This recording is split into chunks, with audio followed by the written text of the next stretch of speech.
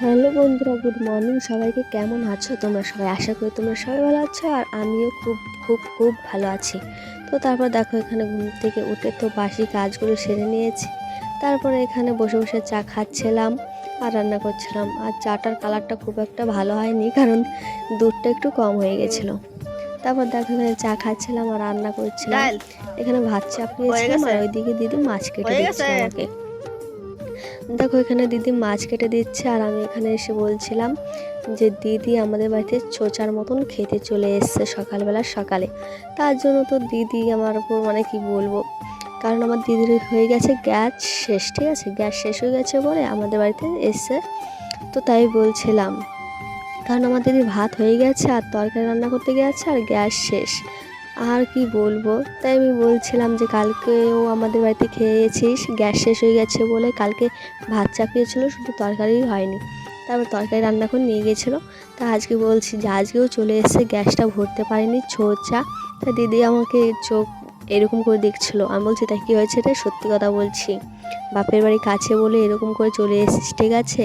আর যদি দূরে বিয়ে হতো তাহলে কী করতি? হয় দোকান থেকে কিনে খেতে হতো, না হলে কী করতি? বলছিল আমাকে আমার দুটো সিলিন্ডার থাকতো, তাহলে একটা শেষ হয়ে যেত, একটা ভরা থাকতো। আমি বলছি বাদ দে, ঠিক আছে, যেটা এখন হয়েছে সেটার কথা বল। যদি একটা থাকতো কী হতো?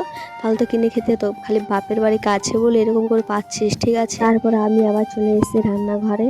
এখানে ভাত চাপানো ছিল। তারপর দেখো, এখানে আমি মানে কতগুলো হনুমান এসছে রাস্তা দিয়ে। আর দেখো, এই বাচ্চাটা কি কিউট, আর মাকে জড়িয়ে ধরে বসেছিল, আর ওর মাও ওকে নিয়ে বসেছিল। তারপর দেখো কি করে কোলে করে নিয়ে যাচ্ছে। ওরা তো কোলে নিতে পারে না, তো এটাই মানে ওরা এইভাবেই নেয়, এটা ওদের। কি সুন্দর ঝোলে ধরে আছে আর আমার নিয়ে চলে গেল। অনেকগুলো হনুমান ছিল, হয়তো 15টা হয়েই যাবে। তারপর দেখো, আমি স্নান টান করে পুজো টুজো দিয়ে নিয়েছি। তারপরে এখানে আমার মা বসেছে এখন রান্না করতে। তার মেজদিও এসেছিলো, মেজদি বাড়িতে চলে গেল। আর এখানে মা রান্না করছিল। আমি বলছিলাম মা আমি ভাত করেছি, এবার তুমি তরকারিটা করে নাও, ঠিক আছে। মা বলছিল ঠিক আছে। আমি বলছি অনেক দিন থেকে তো রান্না করো না, মোটামুটি 2 সপ্তাহ। মা বলছিল হ্যাঁ, কারণ মা তো কাজে যেত সকালবেলা, আমি রান্না বান্না করে তারপরে কাজে যেতাম খেয়ে দিয়ে পুজো দিয়ে। তা আজকে মা রান্না করছিল তরকারিটা। তারপর দেখো কাজ সেরে চলে গেছিলাম।